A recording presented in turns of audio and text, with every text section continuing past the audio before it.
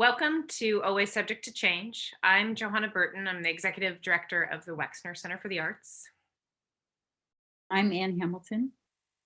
Sharon Udoh, who creates and performs under the name Counterfeit Madison, is a powerhouse. A queer, first-generation Nigerian-American performer, composer, and writer, a critic and educator, a critically acclaimed musician, and past Wexner Center residency artist. I also love bumping into her in the cafe when it's open. Her work is suffused with fierce joy, and her performances are never forgotten by those of us who are lucky enough to experience them. They're passionate and generous, live wire expressions that encourage connection. It's so exciting to have you join us today for the conversation, Sharon. Thank you so much for being here. Thanks. That's really beautiful. I can't believe you're describing me. I was just like, who is that? We are definitely describing you. So how do you want to start? Anne, do you want to kick off a question? I'm sure. Yeah, I have lots of questions. I think that, one thing you didn't say in your introduction, Johanna, is the size of your smile. And I think my experience live of seeing you, being with you, listening in concert is, this kind of like everyone's heart falls open to the music, Yeah. to the people you're sitting with, and it feels incredibly profound. Like we're all sharing something together. Mm-hmm.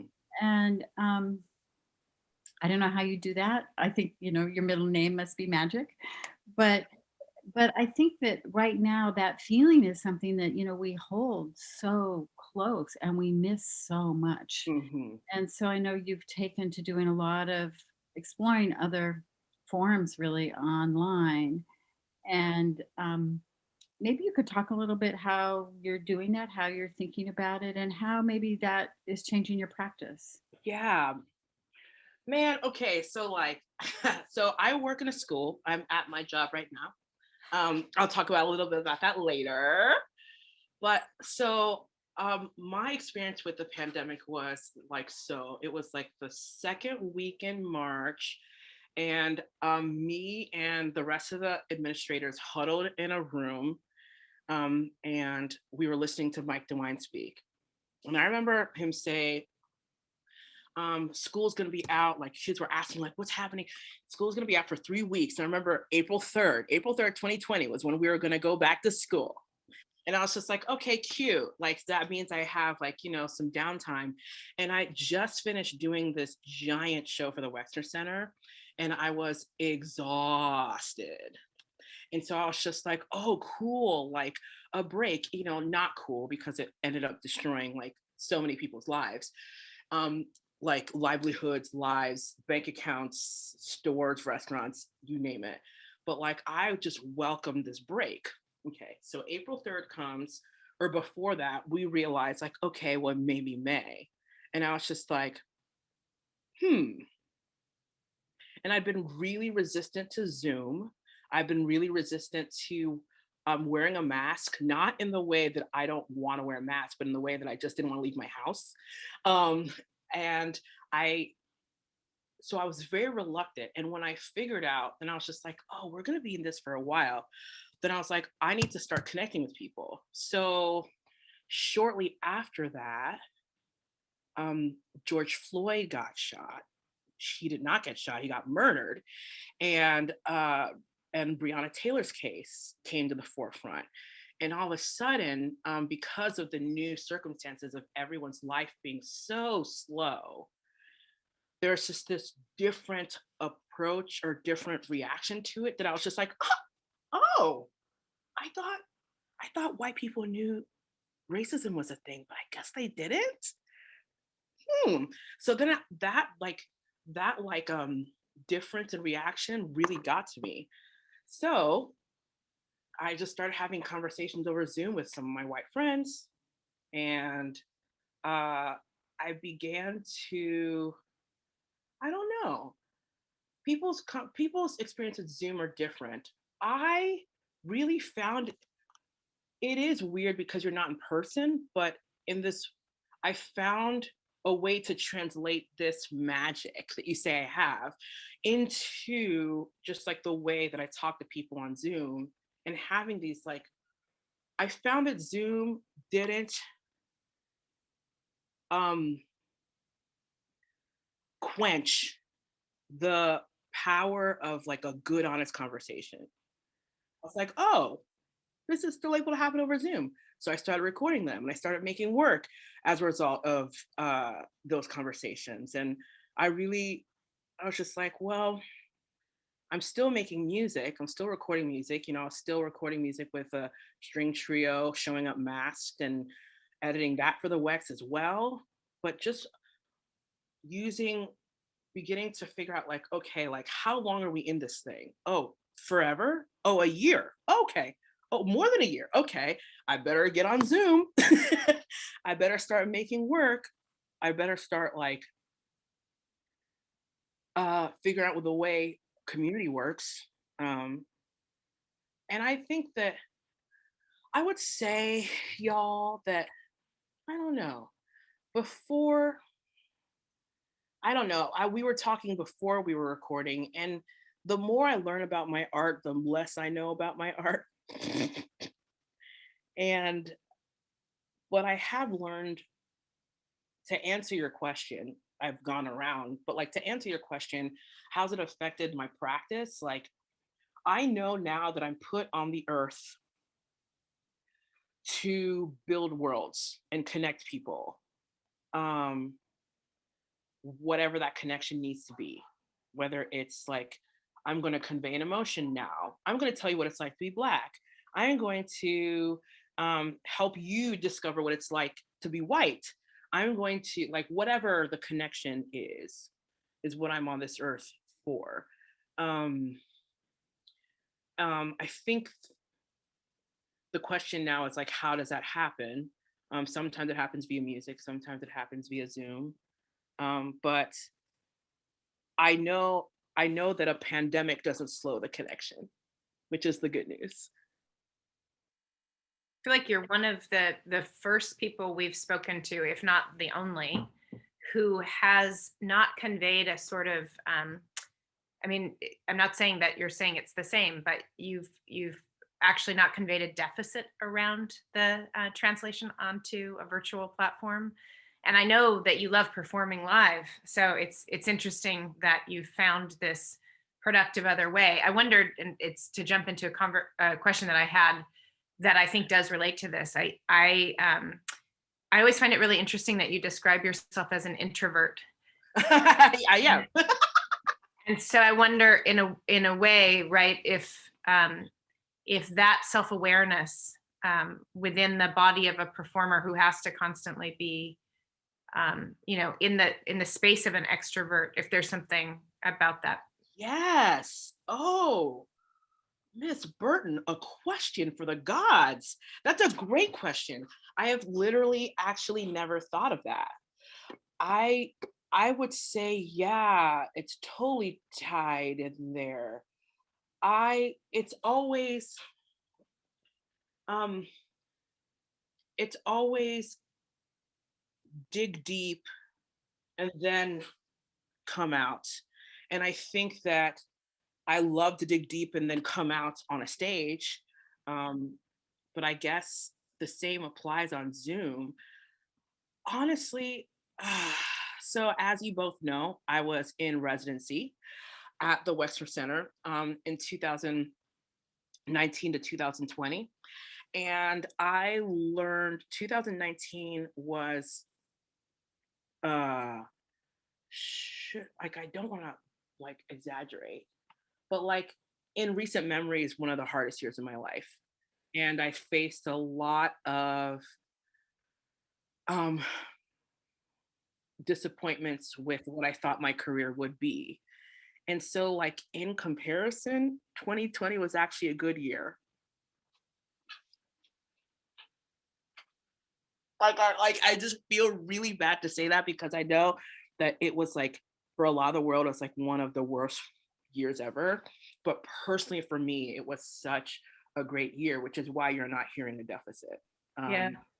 Well, but I also think it's something that's so interesting about your work in general.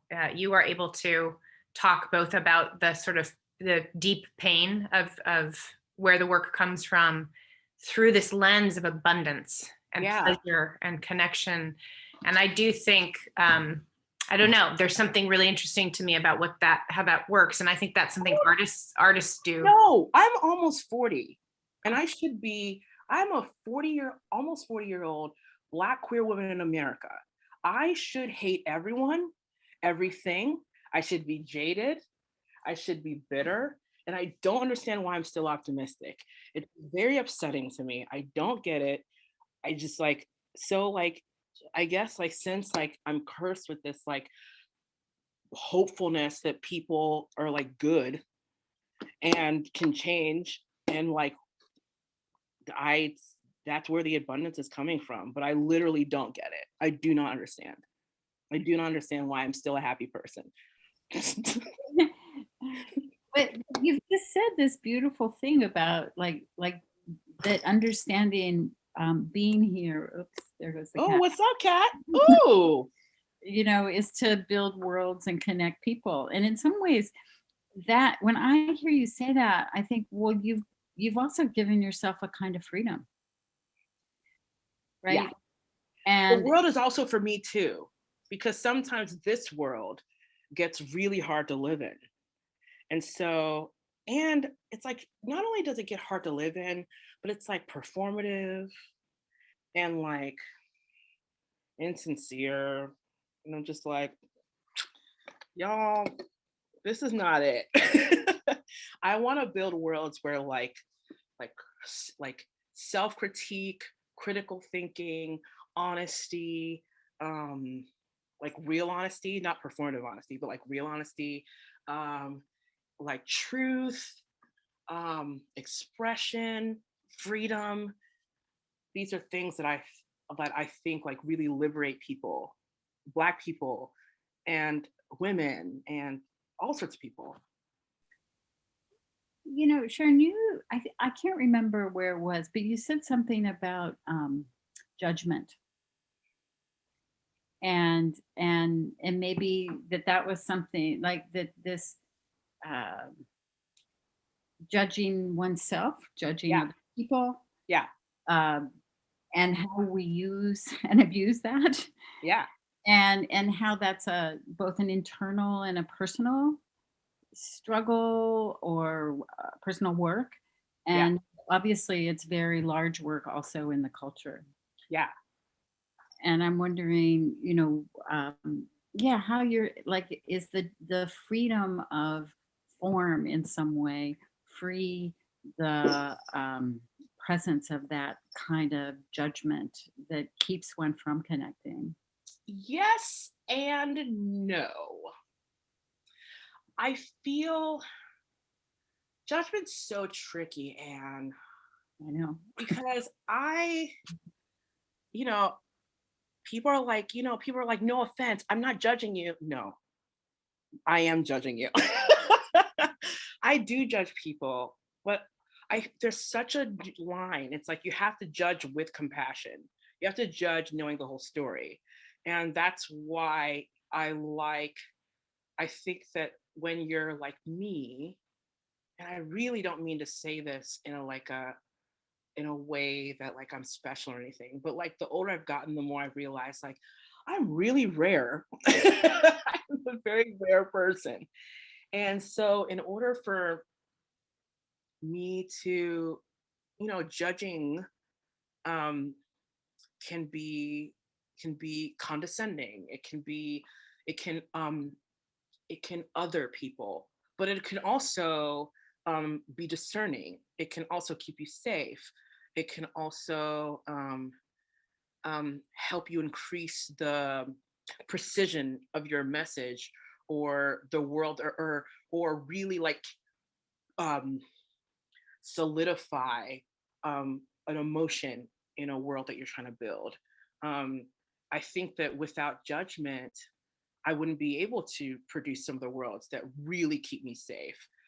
But also, I think with judgment, I also wouldn't be able to produce those worlds. So it's really, at the end of it all, humility is needed.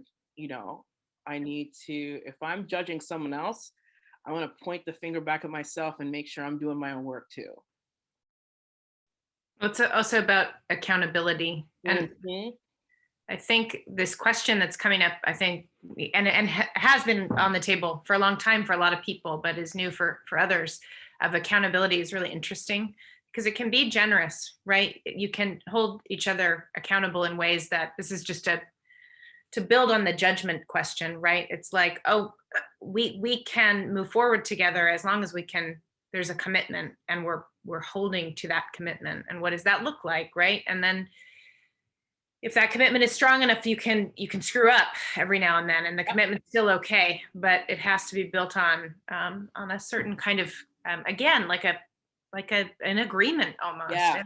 And I feel like you talk about that in various ways with a lot of the programming that you have been doing, the conversations you've been having. Will you talk about your friends and how you get them to, like, what do you say? Like, hey, we're going to have a conversation. I want to do it publicly, right? Wow. And I love you, but it's going to be a hard discussion. But we should do it. We should do it publicly. First of all, why do they do it? But also, why do you want to do it publicly? I find it fascinating. I want to do it publicly because when I was working with the one and only Lane C of the performing arts faction of the WEX, I was writing up an artist statement, and I talk about public practice because Americans are obsessed with looking cute. And Right. like, there's nothing wrong with looking cute, but you have to make sure it's accurate. And if your business stank, Black women can smell that, okay? So I need people to, I want, like, part of the reasons why my performances are so like much is because I have a lot that I'm going through, and I'm showing you that it is okay to go through that and to wrestle with that. Because if you think that it's not okay, then you're not going to do it. And you're not going to confront your internalized homophobia, racism, blah, blah, blah, blah. So with my friends, who are my friends? My friends are crazy people. My friends are people, you know, part of the problem, Miss Burton, Miss Hamilton, is that I am not white. And so I don't know what it's like to be white in America. I will never know. And so many of you people are white. And so I was just like, okay, well, if we're having these reckonings, there are some white people out there who I feel are really doing something good. And maybe I can ask them what that's like. And I approached them, and almost every one of them were just like, Sharon, what? No. Yeah. And I was just like, look into my eyeballs. I will take care of you. Yeah. I'll take care of you. I'll take care of you. I'm not trying, like, so, you know, white people be doing stuff. And so I understood the hesitation. And, you know, there's a lot of rhetoric of people being like, well, only Black people should be talking right now. And I said, well, that's true. But like, I need some white people out here. Some white people are not getting the memo. So like, how about I ask you some questions to help white people get the memo? Cool, cute. So I chose 14 people and just asked them questions about where they came from. You know, Black people, we always have to think about where we come from because the our past lives in our body. Like, I'm an immigrant's daughter. I always have to think about the fact that my dad's an immigrant. That affects almost every aspect of my life in some way. But like, a lot of white people don't think about like when they first thought about race, when they first thought about how they started this journey, how how like some of the people I interviewed were queer, like how that intersects, what what are they seeing? I know what I feel when I see a hashtag of a dead Black person. What do you feel? What kind of conversation you're having? And so I just asked them that and recorded it. And then I was just like, I'm going to take care of you. You're going to trust me. Shut up with your white feelings. I'm going to take care of you. I love you. And I will edit this. And then I did. And then it was great. And they trust me. It was great, by the way. I think they were incredible conversations, and there is a lot of, you know, I think there's something really interesting about that intimacy in this moment. And you know, I've now seen you perform a couple of times live, but I've only been here a little while, so it's been, and now it's receded in time too. But I felt like you were able to bring that intimacy to a live big group, Mm-hmm. but also to these smaller groups, and they're different intimacies, but they are intimacies. And I think there is something about cracking people open where they are. Yeah. But what you just said about you taking care of people then is really Yeah. interesting, because you do seem to be a caretaker, but then why is that your job with the white people? Why do you need to take care of the white people? Well, that's a really good question. And that's a question I ask myself all the time. And like a lot of my Black friends were like, yo, why? Yeah. And I think that also changed a lot. So one of the reasons why I wanted to do this at school was because I wanted to also mention that like that those conversations have largely over time. This is why I talk about doing residencies over and over again, Yeah. because those conversations have largely shifted to Black people. That's right. And Yeah. I think I shot a lot.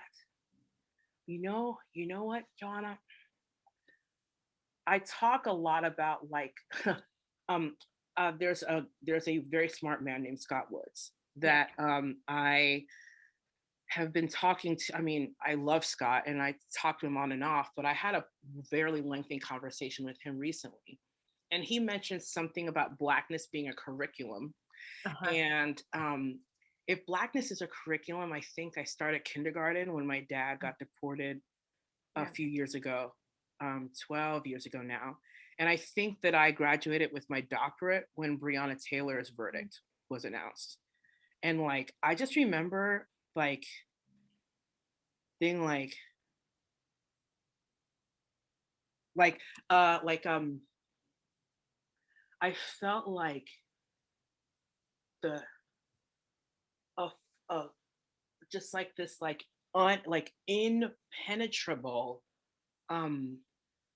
fog or like a weighted blanket of doom just like came upon me, and I was just like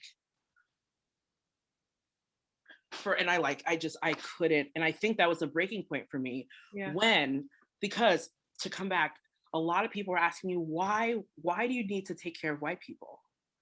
And I was feeling, because at that point I was feeling a lot of room to do that. And I promised my friends, I said, listen, the minute that room runs out, I will stop.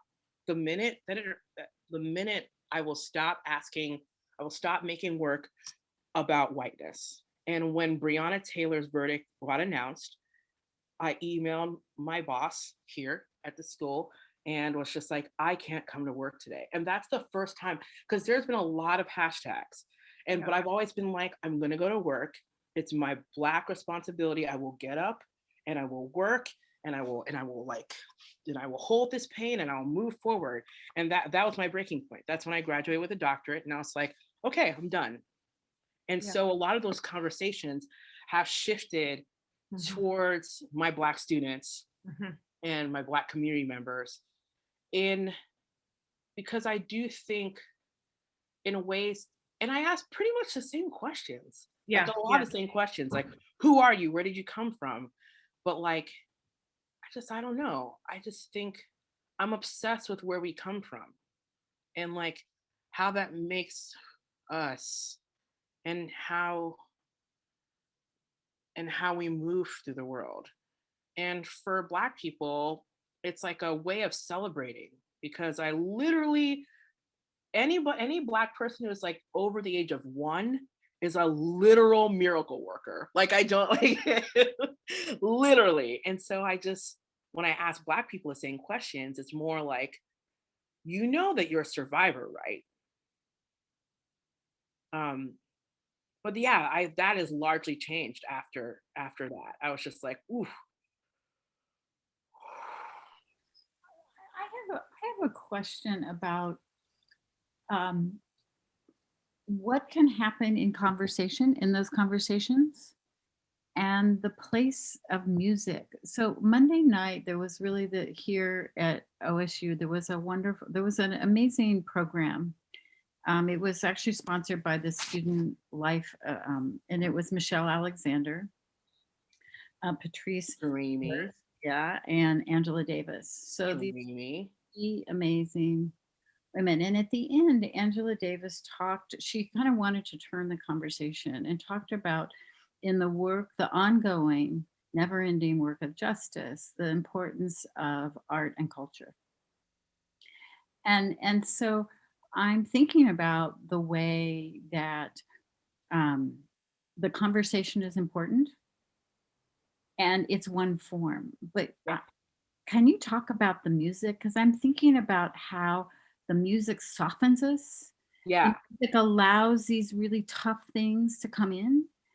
And yeah, there's another kind of opening. Yeah. I don't understand what music is. I don't either. I'm just gonna say that on to WSU and the Wexner Center right now. I don't get music. I don't get how I can hear a chord and then start crying. Like I'm just like, what happened? Like, so you mean I just like hear things and then now I feel things? What? Like it's not like I like took the water and put it in my body and now I am nourished. It's like, no, it just hit my ears. And now I have an experience. Now I have nostalgia. Now I have anger. Now I have a reckoning. Now I have pain. Now I have ecstasy. Now, like so I'm just gonna start. I don't get it. And I have the privilege of being a musician. I don't know where I'd be without it.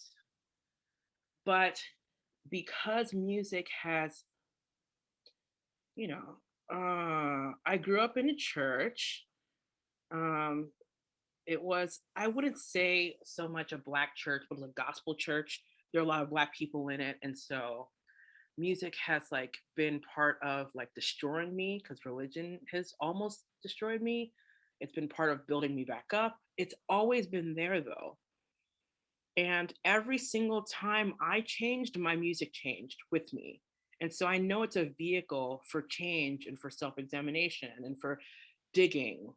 And when I did my shows, whenever I do these Zoom anythings, the ones I do here at the Arts and College Preparatory Academy, the ones I do for the Wexner Center, there's always music because in my brain, they have to go together. Like I need that artistic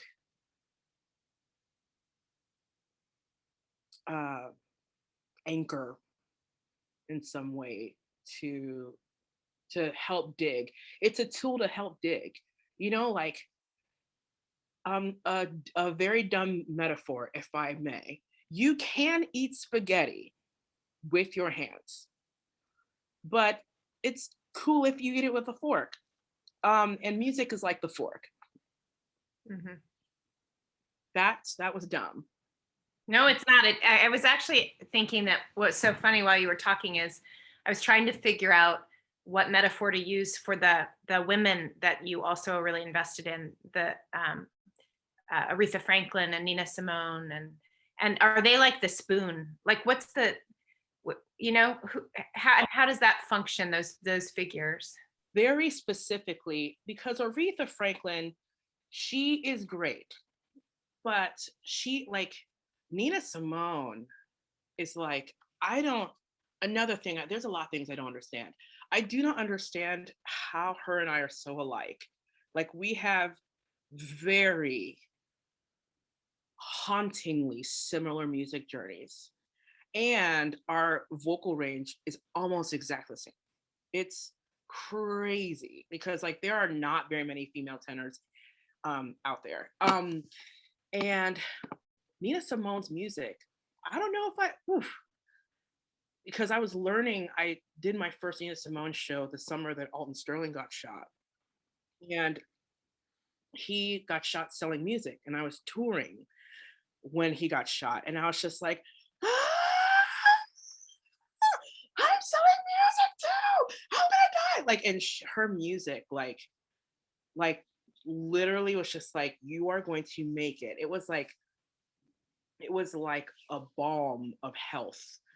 And so this weird relationship I have with her and her music and how it heals me, but also how like I feel really connected to her in some like super woo-woo way. Like, Yeah. It's been really powerful and healing. And you didn't, if am I correct, you'd never even heard of her until you were in your 30s, right? Yeah, I heard of her in a bakery, Patty Cake Bakery in Clintonville. Someone played her music, and I was just like, what is the gender of this person? And then I was just like, I'm very confused. And then I like snuck over to the computer because I didn't want to admit that I didn't know who it was, because a lot of times I don't know who people are because I was raised under a rock, literally almost. And so I snuck over to the computer, and like at that moment, like I dress a little differently now, but at that moment, like I was wearing long black dresses and big necklaces and had a short afro all around. And I was like, right.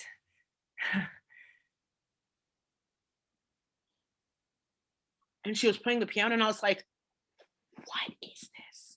And I remember texting it to myself and going home and being like, oh my God.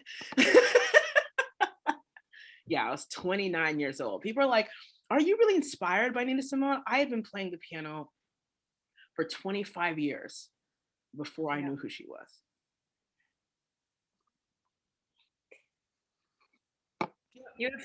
Oh, go ahead, Anne. I did. I like really, because that was right after my dad had got deported. And I think that I was just figuring out who I was as a Black person and trying to figure out my relationship with America. And as an American person whose parents were not American, and trying to figure out like who I was. I hadn't even come out yet. Like I was so lost. And Nina's music kind of like served as some like weird anchor that I didn't even know I was using. It's weird.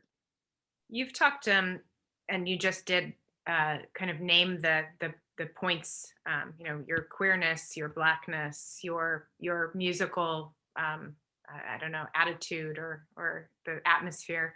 Mm-hmm. You've talked about being a late bloomer a few times. Will you say more about it? I mean, I find it really interesting, and you've also, I think it has also allowed some of the generosity that you describe with people coming sort of late to things, and 100% being patient. I'm 39 years old, and my life really started at 29 when my dad left. I had a very, I think, I lived in my parents' house. A lot of like first generation Americans like really have trouble. I don't know. For me, I had a lot of trouble explaining to my dad, to my parents, the concept of living on my own, because it's just like I wasn't married, so like why would I leave the house? And but I was a lot more American than my older sister, and my younger sister is even more American in cultured ways, just because the longer your parents stay, the more your parents figure out how to approach their children in an American lens in general. But I didn't really, everything just kind of happened in those few years. at 32, at 33, I released my first album officially under the name Counterfeit Madison. I left my church of 27 years. I realized that I might be sexually attracted to women. I moved into a new apartment. Like, just so many things happened. And like, that was 6 years ago. It's like not that long ago. And so I remember, when I'm talking about race, and when I'm talking even to like even to teenagers, about like change, it's because I mean, I started working at the school 8 years ago, and I remember my students counseling me as I was going on first dates with women. And I like I know what it's like to just be like, I remember like yesterday, like what it's like to be just like so confused. Um, and even in the past year, like I've learned a lot about like in the past 2 years, I've learned a lot about like, okay, like maybe indie music isn't the route for me. So like, what does that mean now? And then like, I've like reinvented myself like 8,000 times during this pandemic alone. Like, I remember one time, someone at the Wexner Center sent out an email, and they said composer Sharon Udoh. And I like cried. I was just like, I'm a composer now. And like, I have literally, like, I've just been trying to I'm still in that process, because I'm like only kind of like 6 years old, kind of. Um, with the like, with sometimes the maturity of a 17-year-old boy, but also the emotional wisdom of a 67-year-old Black woman. So it's pretty interesting. But that's precisely why I have so much mercy, or had so much mercy, and still do. I just switched the focus of my work, but I still have so much mercy for people who are really trying to figure it out, because yeah, I'm still doing it. I'm still learning. There's these teenagers that I work with have been like gay since middle school. They've been gay longer than I've been gay. So you can teach me something, 18-year-old. Thank you. I think you're also describing this kind of like enormous seismic um, reorientation, everything changing of a decade ago, right? And now the culture is going through one. But there must be something that you as a 29-year-old went through that in some ways prepares you then to be able to be buoyant now for this work, because it is constant change, right? That's all we know. Yeah, it really is. There's just so many things in my life that I said I would never do. And I have done almost all of them. Oh, I'll never tour.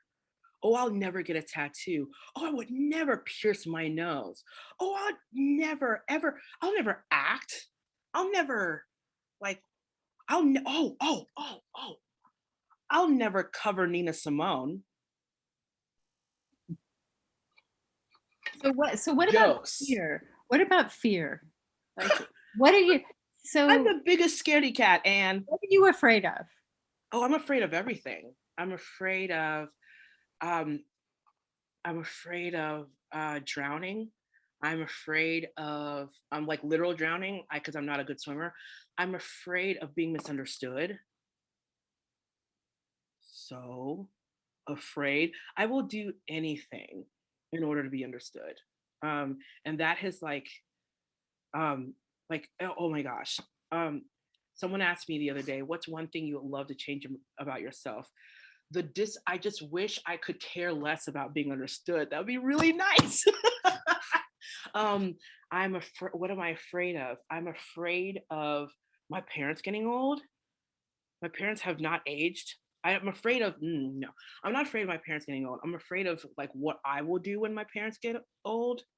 Um, I'm afraid. I think I'm afraid of dying. Um, if I ever go on record saying I'm not afraid of dying, that's a lie. I'm afraid of dying. I'm afraid of dying at the hands of a cop.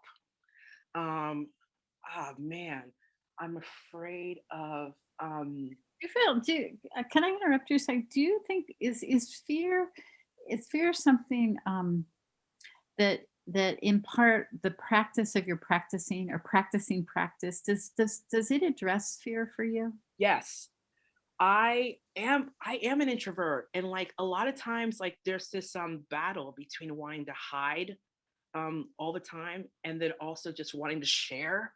And the delineating factor, the differentiating factor is fear. Like I just like, and every time I perform, it is me saying no to the fear. Um, I'm a little chicken. Um, anytime, like at any time, and it's not even different when like when I did my videos for the Wexner Center, like the whole day I was nervous. I was like, oh no, like I'm always scared, but like I'm a super super scaredy cat. But and I'm gonna be a scaredy cat for the rest of my life at this point. But I think it's just actively being like, I'm gonna do this anyway. So in some ways, it's like saying no to fear and saying yes to feeling is what happens when you cross onto that stage Yeah, to show your music, right? To yeah. play piano, to sing. But can, can is it possible for you to describe what prepares you, how you prepare yourself to be able to do that, like to cross that? Um, It's this it's this like connection to my purpose. And it's like I've always, I played the piano now for almost 35 years. I've been singing for way less. I've been singing for only about 15. And I have comprehensive piano training, but I don't have any vocal training. But it's been very recently that I've been like, okay, I'm a singer. Um, but like I've always known I'm supposed to make music, but just this this purpose that I have to make these worlds,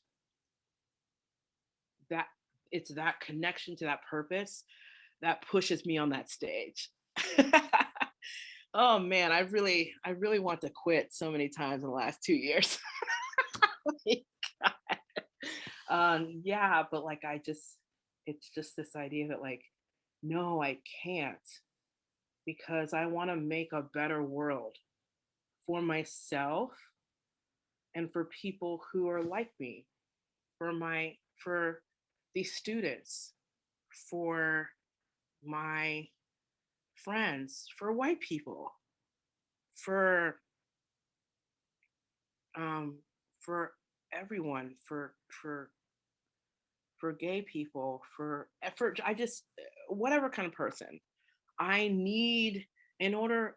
Yeah, being Black can get so so dark, and so I have to, like, if I'm going to stay alive in this world, in this country, I have to keep making these worlds, or else it's like a survival. It's like I have to do it. Um, and that's what keeps me making. Um,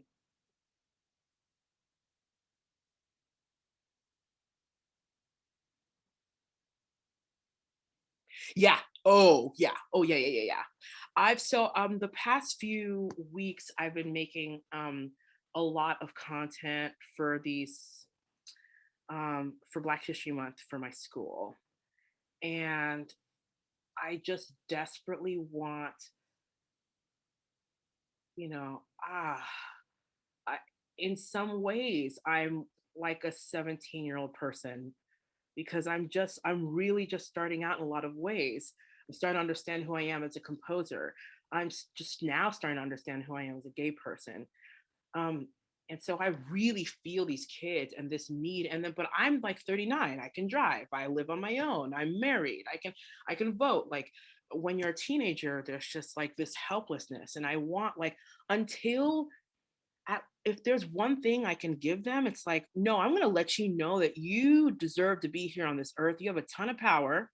Don't let the media tell you otherwise. Your story is important. Your story is special. It's great. It's really great. And people can learn from you.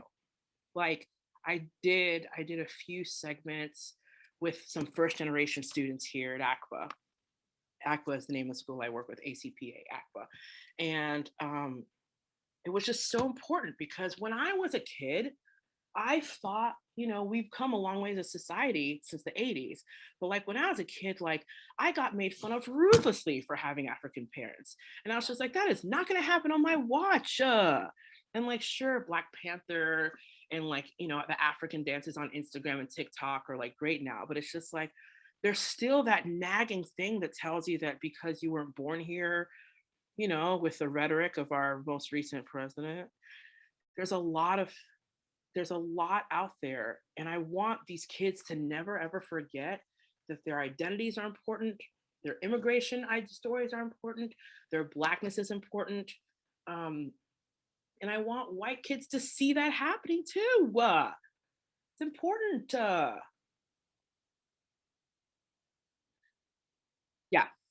Yeah. It's I've just had so basically I took all the skills I learned with the hips and the booty don't lie, the white people stuff I did, and then just shifted them to my school. And just that same intimacy, that same connection, that same tell me who you are and where you come from, and teach us. It's just sometimes it's all the telling. It's like, there's all sorts of like TEDx things and seminars, and that's cool, that's great. But sometimes the power is in just saying, hello, my name is a person, and I am an Ethiopian American person. That sometimes is the power. And that's what I want to do with anything that I do. Hello, my name is Sharon, and I'm angry sometimes. Let me play you a song about it. Hello, my name is Sharon, and sometimes I feel tender. I wrote this yummy string part. Hear these beautiful string players play it. Like, it's about the declaration. If we don't know ourselves as people, what are we gonna do?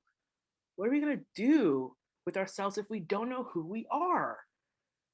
It's very clear to me that a lot of white people have no idea who they are and no idea what's inside of them.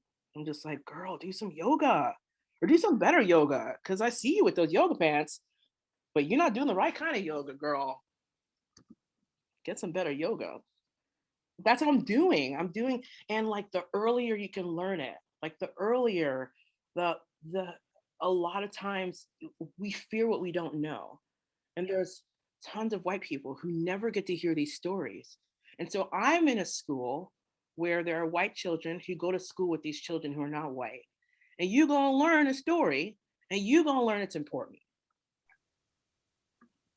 Can you talk about the story of Counterfeit Madison? Yeah. The story of Counterfeit Madison is great. I took that to mean the name.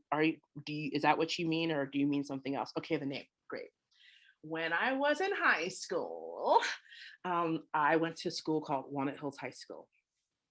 And I